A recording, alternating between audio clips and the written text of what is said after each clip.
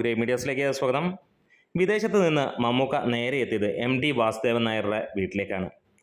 ഇനി ഒരിക്കൽ കൂടെ അദ്ദേഹത്തെ കാണാൻ കഴിയില്ല. താൻ പിതൃതുല്യനും ഗുരുതുല്യനുമായി കാണുന്ന MT വാസുദേവൻ നായരുടെ വീട്ടിലേക്ക് കയറുമ്പോൾ മമ്മൂക്കയുടെ മനസ്സിലുണ്ടായ ആ ഒരു തോന്നലുകൾ അതായിരിക്കാം. അദ്ദേഹത്തിൻ്റെ വിയോഗ സമയത്ത് അദ്ദേഹത്തെ ഒരു നോക്ക് കാണുവാനോ ആ ഭൗതിക ശരീരത്തിൽ ഒരു ദർശനം വെക്കാനോ അദ്ദേഹത്തിന് കഴിഞ്ഞില്ല. ആ സമയത്ത് വിദേശത്തായിരുന്നു മമ്മൂക്ക.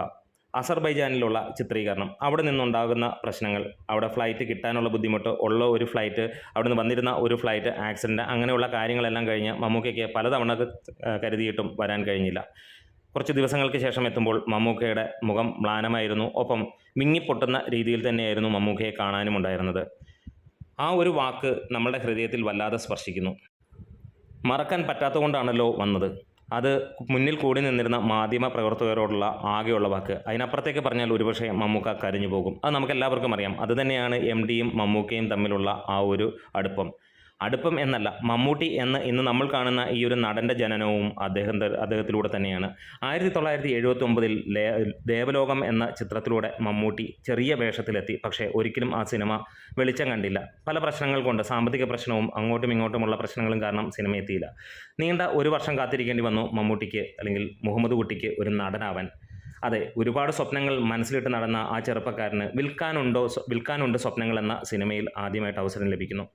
ഒരുപാട് നാളുകൾക്ക് മുമ്പ് ചെറിയ ചെറിയ വേഷങ്ങളിലോട്ട്, ജൂനിയർ ആർട്ടിസ്റ്റായിട്ട് ചെറിയ വേഷങ്ങളിലൂടെ 1970 മുതൽ സിനിമയുടെ പുറകെ നടന്ന ആ ഒരു മനുഷ്യന് 1980കളിൽ ഒരു ജീവൻ തന്നെയാണ് ലഭിച്ചത്. അതെ, വിൽക്കാനുണ്ട് സ്വപ്നങ്ങൾ. അദ്ദേഹത്തിൻ്റെ സ്വപ്നങ്ങളായിരുന്നു അതിനകത്തിൽ മുഴുവൻ. അവിടെ നിന്ന് നമ്മൾ ഇന്ന് കാണുന്ന മമ്മൂക്കയിലേക്കുള്ള ദൂരം, അത് കൈപിടിച്ചുയർത്തിയത്, അത് പ്രാപ്തമാക്കി കൊടുത്തത് MT തന്നെയാണ് എന്നുള്ളത് അത് ഏതാനും ദിവസങ്ങൾക്ക് മുമ്പ് അദ്ദേഹത്തിൻ്റെ വാക്കുകളിലൂടെ നമുക്ക് മനസ്സിലായതാണ്. MTയുടെ വിയോഗ സമയത്ത് മമ്മൂക്ക എഴുതിയ വരികൾ നമുക്ക് കൃത്യമായിട്ടറിയാം.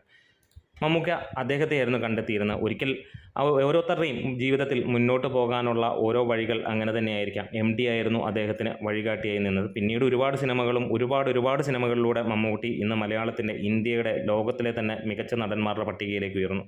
പക്ഷേ ഒരിക്കലും MT വാസുദേവൻ നായരെ മറക്കാനോ അല്ലെങ്കിൽ അദ്ദേഹത്തിൻ്റെ സിനിമകൾ ഇല്ലാതിരിക്കാനോ മമ്മൂട്ടിക്ക് കഴിയില്ലായിരുന്നു എന്ന് നമുക്കെല്ലാവർക്കും അറിയാം. എവിടെയും നമുക്കറിയാം, ഇന്ന് മലയാള സിനിമയിലെ ഏറ്റവും മികച്ച ചരിത്ര സിനിമകൾ എടുത്താൽ നമ്മുടെ മനസ്സിലേക്ക് ആദ്യം ഓടി വരുന്നത് MT ഹരിഹരൻ മമ്മൂട്ടി ടീം തന്നെയാണ്. വീണ്ടും നമ്മൾ കൊതിച്ചിരുന്നു അതേപോലെ ഒരു സിനിമ വരുന്നു, നീ ഉണ്ട് എന്നുള്ളതറിയാം. പക്ഷേ ആ ഒരു സമയത്ത് MT വാസുദേവൻ നായരില്ല, അദ്ദേഹത്തിൻ്റെ കഥകൾ ഉണ്ടാകും എന്നുള്ളതാണ്. എന്താണെങ്കിലും ഇന്ന് അദ്ദേഹം വരുമ്പോൾ അദ്ദേഹത്തിൻ്റെ ഒരു വിങ്ങിപ്പൊട്ടൽ തന്നെയായിരുന്നു മനസ്സിനകത്തിലെ നമുക്ക് കാണാൻ കഴിഞ്ഞത്.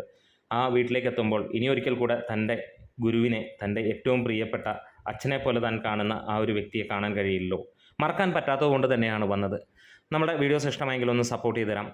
മമ്മൂട്ടി MT സിനിമകൾ ഒരുപാടുണ്ട്. നിങ്ങൾക്ക് ഇഷ്ടപ്പെട്ട സിനിമ ഏത് എന്നുള്ളത് കമൻസിലൂടെ രേഖപ്പെടുത്താം. Grey medias.